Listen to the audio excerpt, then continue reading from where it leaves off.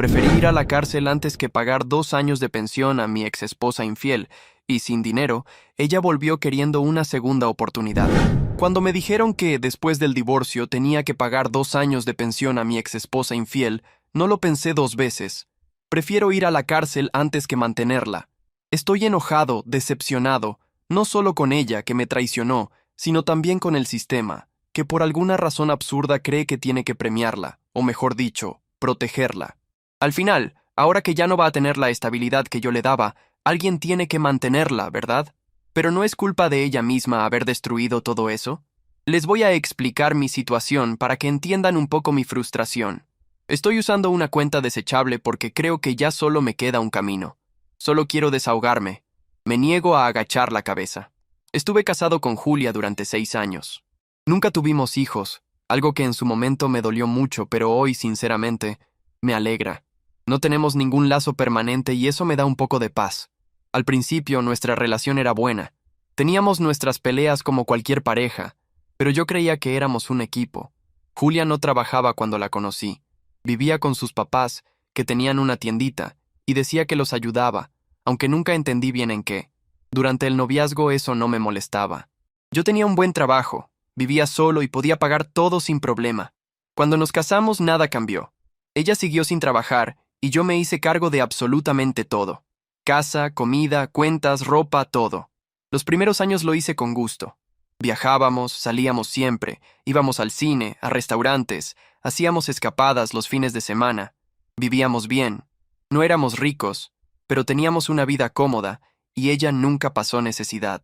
Las cosas empezaron a cambiar cuando intentamos tener hijos y no pudimos. No voy a entrar en detalles, pero fue una etapa difícil. Yo estaba dispuesto a intentar tratamientos, adoptar, lo que fuera, pero ella empezó a cerrarse. Ya no quería hablar del tema, se alejaba cada vez más. Al principio pensé que era tristeza, que estaba deprimida. Intenté animarla a buscar ayuda, a salir más, hasta le sugerí que estudiara o abriera un pequeño negocio, algo que la hiciera sentirse útil, que renaciera. Pero siempre había una excusa. No es el momento, estoy cansada, no sé qué hacer. Lo que nunca imaginé era que todo ese tiempo libre lo usaba para acostarse con otro hombre. Y no en un hotel ni en casa de una amiga. No, lo llevaba a mi propia casa, usaba mi comida, se sentaba en mi sillón, veía mi televisión con él. Lo descubrí de la peor manera posible. Tenía un viaje de trabajo programado, pero el evento se canceló de última hora. Regresé a casa el mismo día pensando en darle una sorpresa, pero la sorpresa me la llevé yo. Encontré al tipo en calzoncillos tirado en el sillón, con una copa de vino y un plato de pasta sobre la mesa. Julia salió de la cocina con delantal. Cuando me vio, se le fue todo el color de la cara. Grité, insulté, corrí a los dos. Él todavía intentó decir algo, pero lo empujé hasta la puerta. Ella lloraba, suplicaba, decía que había sido un error, que él solo era un amigo. Un amigo casi desnudo en mi casa comiendo mi comida. Claro, pero lo peor vino después con el proceso de divorcio. Ahí fue cuando me di cuenta de lo podrido que está este sistema. El abogado de ella, sin el menor pudor, pidió no solo la mitad de nuestros bienes, que por suerte solo eran unos ahorros porque la casa y el carro eran míos de antes del matrimonio, sino también una pensión compensatoria. Querían que yo le pagara mensualmente durante 2 años para que pudiera reorganizar su vida, ya que, según ellos, yo la había hecho económicamente dependiente. ¿En serio? ¿Ahora es culpa mía? Ella nunca trabajó en su vida y la responsabilidad es mía. ¿Yo tengo que mantener a una mujer que me traicionó? ¿Que llevó al amante a mi casa? Mi abogado hizo lo que pudo. Argumentamos que no teníamos hijos, que el matrimonio había sido relativamente corto, que ella era joven y capaz de trabajar. También comprobamos que parte de los ahorros ya se había usado en remodelaciones y el resto estaba en un fondo para la jubilación de mi mamá. Todo documentado. Pero no sirvió de nada. El juez le dio la razón a ella.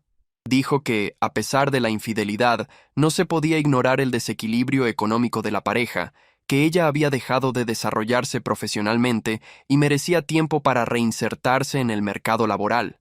Resultado: 2 años de pensión, con revisión cada 6 meses. Salí del juzgado con las manos vacías y el estómago revuelto. No solo tuve que repartir parte de los ahorros, sino que además iba a tener que depositarle dinero todos los meses. En resumen, iba a mantener a mi ex esposa y probablemente también al amante, porque dudo que ese tipo tenga aunque sea un peso partido. El primer pago vence en unos días y, siendo sincero, no pienso pagar. Mi abogada insiste en que puedo terminar preso por desacato, que no vale la pena arriesgarse, pero ya estoy en mi límite. No soporto la idea de ver a esa mujer usando mi dinero mientras vive con otro. Estoy pensando seriamente en dejar que me encarcelen, pero antes tengo que preparar unas cosas. Ni mi abogado sabe todo, porque él no conoce a Julia como yo. Yo sé exactamente cómo es. Le gusta el lujo, la comodidad, la buena vida. No tiene paciencia. Si no recibe nada en 1 o 2 meses, va a buscar otra solución, otro hombre. Y cuando eso pase, cuando vaya a vivir con alguien nuevo, pierde el derecho a la pensión. Eso está en el acuerdo. Si logra estabilizarse antes, el pago se cancela. Tal vez sea un plan arriesgado. Tal vez pierda la libertad por un tiempo. Pero si con eso evito que ella siga chupando mi sangre desde la comodidad de mi sillón, entonces vale la pena. Después les cuento qué pasó. Actualización 1. Esta no va a ser una actualización muy larga. De hecho, es más bien una despedida. Es muy probable que después de esto no pueda escribir por un tiempo, porque voy a ir a la cárcel. Ya casi es un hecho. Usé los últimos días para dejar todo preparado y asegurarme de que Julia no se beneficie de nada. No voy a permitir que viva cómoda con el nuevo novio usando mi dinero mientras yo pago las consecuencias de su traición. Y como ya decidí lo que voy a hacer, aquí van los últimos pasos. Primero, hablé con mi jefe. Siempre tuvimos una relación de respeto y confianza, así que no fue difícil explicarle la situación. Le conté todo, desde la infidelidad hasta la sentencia del juez, y le dije que me negaba a darle un centavo a esa mujer. Se indignó. No podía creer que la ley pudiera favorecer a alguien que destruyó su propio matrimonio por pura conveniencia. Entonces le pedí un favor, que me despidiera. Al principio no entendió. Dijo que si necesitaba tiempo podía tomar una licencia, sin llegar a ese extremo. Pero cuando le expliqué que si aparecía como desempleado ante el juez, habría menos margen para obligarme a pagar la pensión, empezó a entender. También le conté que si desobedecía la orden judicial, podía terminar preso por desacato. Se preocupó, claro, pero yo ya lo tenía todo planeado. En mi estado, la cárcel por desacato en estos casos suele ser en unidades de seguridad mínima. Nada violento, nada peligroso. De cierta forma, lo veía como vacaciones forzadas, sin cuentas, sin celular, sin tener que ver a nadie. Un lugar donde podría entrenar, comer, dormir tranquilo y leer todo lo que quisiera. Investigué y descubrí que la prisión a la que probablemente iría tiene una de las bibliotecas más grandes del sistema.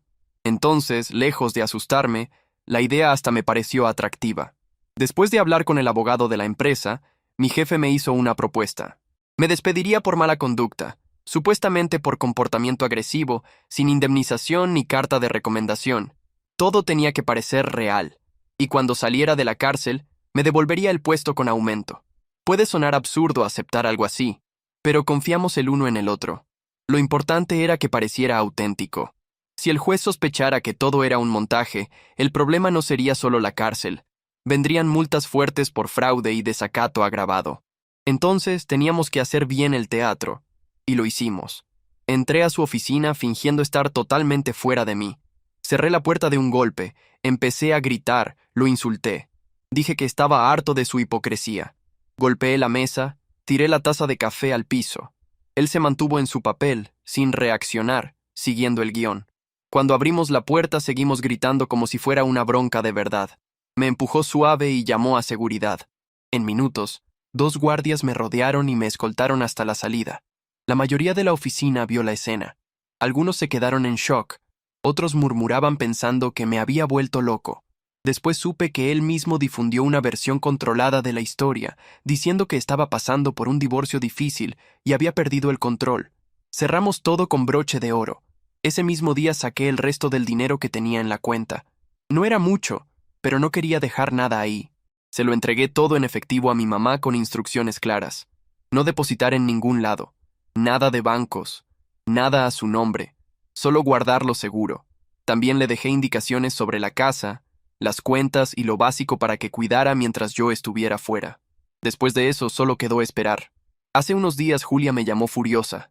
Dijo que había sido paciente una semana, pero que ya no podía esperar más. Exigía el dinero. Decía que lo necesitaba urgente y que si no depositaba volvería al juzgado. Le respondí que hiciera lo que quisiera, que no tenía empleo, ni ingreso, ni forma de pagar lo que pedía. No dijo nada más. Solo colgó. Hoy recibí la citación. Mañana tengo que presentarme ante el juez. Mi abogado ya preparó todo, aunque no está nada feliz con mi decisión.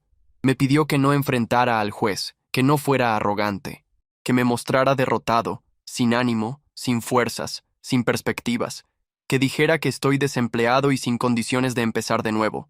Dijo que el juez probablemente sospechará que hay algo detrás, pero sin pruebas concretas no podrá hacer más que condenarme por desacato. Y eso es lo que va a pasar. En el mejor escenario, me caerán 3 meses. En el peor, tal vez un poco más, depende del humor del juez. Pero estoy preparado. No tengo miedo. Ya hice todo lo que tenía que hacer. Entonces, si no aparezco por un tiempo, ya sabrán por qué. Nos vemos, gente. Me voy a tomar unas vacaciones. Actualización 2. Sí, ya pasó bastante tiempo desde que escribí aquí. Por lo que vi, han pasado 6 meses y 3 semanas. Perdón por no haber regresado antes y, de verdad, gracias por todos los mensajes de apoyo que recibí. Fue divertido leer los comentarios tratando de adivinar qué había pasado. Y aunque hubiera sido épico pararme frente al juez, mirarlo a los ojos y decirle que prefería ir a la cárcel antes que darle un centavo a una mujer infiel, la verdad es que eso habría sido un desastre. Lo que realmente pasó fue mucho más tranquilo. En la audiencia con el juez actué mucho más calmado, gracias a la orientación de mi abogado. Expliqué toda mi situación. Dije que había pasado por una crisis emocional con todo lo que viví, que todavía no entendía cómo, después de todo lo que hice por mi esposa, ella había sido capaz de traicionarme, y que ahora, encima, esperaban que la mantuviera. Conté que eso me destruyó por dentro, que me sentí roto, sin piso. También hablé del trabajo. Dije que mi jefe se había burlado de mi situación, que perdí el control, lo enfrenté, lo agredí, y que tuve suerte de que no me demandara. Solo me despidió. Le aseguré al juez que no tenía ingresos, que estaba desanimado y totalmente destrozado. Lo dije todo con sinceridad, pero noté que no me creyó del todo. Ya venía molesto con el caso desde el principio. Dijo que nada de eso me eximía de cumplir las obligaciones de la sentencia, que el desacato no era justificable. Y cuando repetí que no podía pagar simplemente porque no tenía con qué, frunció el ceño. Al final, con tono seco e impaciente, declaró que si no aceptaba un acuerdo simbólico o parcial, se vería obligado a castigarme por desacato. Rechacé cualquier acuerdo. Dije que no haría promesas que no pudiera cumplir, que sería inútil. El hombre se quedó callado unos segundos y luego, visiblemente enojado, anunció la sentencia. 6 meses de prisión. Y todavía agregó, cuando salga, no crea que está libre. El caso será revaluado. Y así fue. Me encarcelaron y me llevaron a una unidad de seguridad mínima del sistema estatal. Y sinceramente, no fue una experiencia traumática. Había reglas y horarios, sí, pero todo dentro de lo razonable. La mayoría de la gente que conocí ahí estaba por cosas similares. Desacato, asuntos civiles, nada violento. Pasé la mayor parte del tiempo haciendo ejercicio. Corría, entrenaba, mantenía la mente ocupada. También me hundí en la biblioteca del lugar, que era enorme. Tenían de todo. Novelas, libros técnicos, de historia, hasta manuales de oficios. Leí mucho, estudié, aprendí cosas nuevas. Hasta conseguí un pequeño trabajo interno ayudando a organizar el acervo de la biblioteca. El primer mes fue difícil, sobre todo por estar desconectado del mundo digital, pero después fue casi una bendición. Nadie te molesta, nadie te cobra, nadie espera nada de ti. Recibía visitas de mi mamá, que siempre me apoyó, y de mi hermano menor. También de mi abogado, con quien trabajamos todo ese tiempo porque el objetivo principal era demostrar que Julia ya no dependía económicamente de mí. Y funcionó. Descubrimos que no aguantó ni 3 semanas viviendo con sus papás después del divorcio. La convivencia fue un desastre. Pronto se mudó a la casa del amante, un tipo llamado Marcos. Con ayuda de una amiga en común, juntamos todas las pruebas necesarias, publicaciones en redes sociales, fotos de los dos viajando, testigos que los veían juntos todos los días en el mismo departamento, registros de cuentas a su nombre, todo. Esa amiga hasta llegó al colmo de, borracha en una fiesta, decir que apenas podía esperar a que yo saliera de la cárcel para empezar a vivir de verdad y viajar con el nuevo novio. Por suerte no logró grabarlo, pero ni siquiera fue necesario. Con todo eso listo, el día que salí de la cárcel fui directo a encontrarme con mi jefe, y, como prometió, me estaba esperando con el contrato nuevo en mano. Pero antes de volver al trabajo, teníamos que enfrentar al juez otra vez. Esta vez fue diferente. Mi abogado no perdió tiempo. Presentó todas las pruebas. Fotos, videos, testimonios, registros, capturas de pantalla. Demostró que Julia vivía con otro hombre, que no estaba desamparada, que el compañero pagaba los gastos y que llevaban meses formando una pareja estable. El juez, con cara de cansado e impaciente, revisó todo en silencio. Y finalmente, falló a nuestro favor. Determinó que yo ya no tenía ninguna obligación de mantenerla, pues estaba comprobado que ya no dependía económicamente de mí. Es cierto que me impuso el pago de algunas tasas y costos administrativos, pero sinceramente no me importó. Mientras el dinero no fuera para ella, todo bien. Julia se puso furiosa. Empezó a gritar que era injusto, que la estaban dejando desamparada. El juez la miró fijo y le dijo, palabra por palabra, usted no es una niña ni una inválida. Ya tiene quien la cuide. Lo que necesita ahora es conseguir un trabajo. Y así terminó todo. En 2 días regreso oficialmente al trabajo. Ya firmé el nuevo contrato. Me siento renovado, en paz y satisfecho. No me arrepiento de nada. Y honestamente, lo que más disfruté ver fue la cara de frustración de Julia al salir del juzgado. ¿Ahora sí va a trabajar por fin? Ay, eso lo dudo. Actualización 3. Algunos de ustedes parecen verdaderos adivinos.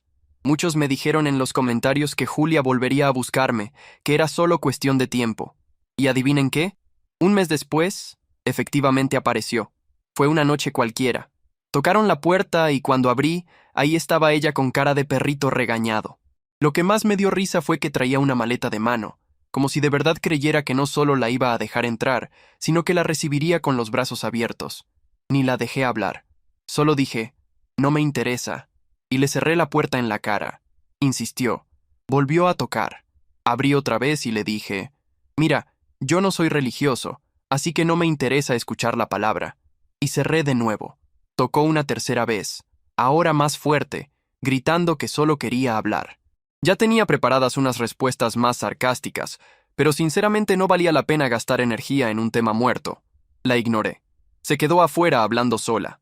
Decía que ahora sí entendía el error, que estaba arrepentida, que nunca quiso que yo fuera a la cárcel, que la culpa era mía por no querer dialogar. Como no le contesté, siguió diciendo que tenía problemas, que el amante la había dejado y que solo quería arreglar las cosas. No usó exactamente esas palabras, pero el mensaje era claro. Quería que la mantuviera otra vez. Apagué la luz de la sala, me serví un trago y me puse a ver una serie. Cuando miré 1 hora después, ya se había ido. Por curiosidad, le hablé a la amiga que nos ayudó con las pruebas del juicio, solo para saber qué había pasado. Y según ella, el tal Marcos empezó a perder la paciencia en cuanto se enteró de que ya no entraría dinero de la pensión. Parece que su plan era vivir cómodo con mi dinero. Pero cuando vio que el juez canceló los pagos y que ahora le tocaría mantenerla completamente, simplemente la echó. Después de eso, Julia intentó que algunos amigos la ayudaran, pero nadie quiso meterse en el desastre que se volvió su vida. Ni sus propios papás la aceptaron de vuelta en casa. Por eso vino conmigo, porque ya no tenía a dónde más ir. Cualquier persona con un mínimo de sentido común habría entendido que era hora de trabajar, buscar algo, lo que fuera. Pero Julia y el sentido común nunca se llevaron bien. No pasaron ni 2 semanas y ya tenía otra notificación judicial en el buzón. Otra vez me citaban al juzgado.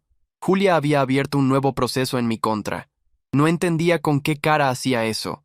Y más aún, ¿cómo pagó al abogado que aceptó un caso tan absurdo? El día de la audiencia, el juez ya ni disimulaba el cansancio. Escuchó el pedido de ella, hojeó los documentos, la miró unos segundos y dijo literalmente, esta solicitud es ridícula. Usted y el señor ya no tienen ningún vínculo legal, económico ni personal, y por lo visto, usted cree que el sistema judicial existe para su uso y abuso, pero lo mejor todavía venía. El juez no solo desechó el proceso, sino que además le puso una multa de $2,500 por intentar aprovecharse del sistema. Julia se quedó muda. Ni siquiera intentó discutir. Y así terminó todo de verdad. Hoy puedo decir que por fin estoy en paz. Volví a mi rutina, trabajo tranquilo, duermo bien y no tengo a nadie drenándome la energía ni el bolsillo. La única duda que me queda es, ¿Finalmente va a trabajar? ¿O va a intentar encontrar otro hombre que la mantenga? Y si es lo segundo, ¿qué cree que todavía puede ofrecer a esta altura de la vida? Bueno, eso ya no es problema mío. Comentario, Reddit. Ay, el clásico regreso de la ex arrepentida con maleta en mano y cara de solo quiero hablar. Es increíble cómo el instinto de supervivencia aparece rapidísimo cuando se aprieta el bolsillo, ¿no? El vato fue a la cárcel, lo humillaron, y aún así, ella pensó que con tocar la puerta todo volvería a la normalidad. Al menos el juez hizo lo que muchos queríamos. Le puso punto final a esta telenovela y todavía le dio un pequeño correctivo. Moral de la historia. El karma puede tardar, pero cuando llega, cobra con intereses, corrección monetaria y costas judiciales.